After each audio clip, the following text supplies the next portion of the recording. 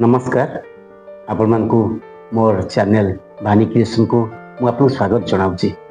आसतु शुणा आज संध्यारे गोटे सुंदर कविता जो कवितार शीर्षक मुझे सृष्टि बा रचना। चलतु शुणा। सृष्टि प्रत्युषे कलिका फुटी जाए, प्रत्युषे कलिका फुटी जाए, भंवर चुंबन दे जाए, स्वर में फूलटी नई जाए, वेदनार रक्त झरु थाए। अंधारटा जेबे छुपी जाए, अंधारटा जेबे छुपी जाए, सिंदूरा आकाशे फाटी जाए, पक्षी कलरव शुभु थाए, देवंक पहर भांगी जाए। सबु गतिविधि बढ़ी जाए, सबु गतिविधि बढ़ी जाए, धरित्री चंचल हो जाए, मध्याह्ने मंथर गति हुए, दिनांतरे रवि अस्त जाए।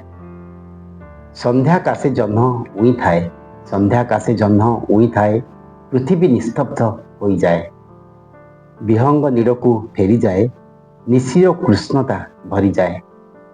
12 मासे 6 ऋतु थाए, 12 मासे 6 ऋतु थाए, ग्रीष्म अवकाशे वर्षा हुए, बिजुली चमक दृश्य हुए, प्रकृति तांडव रची जाए।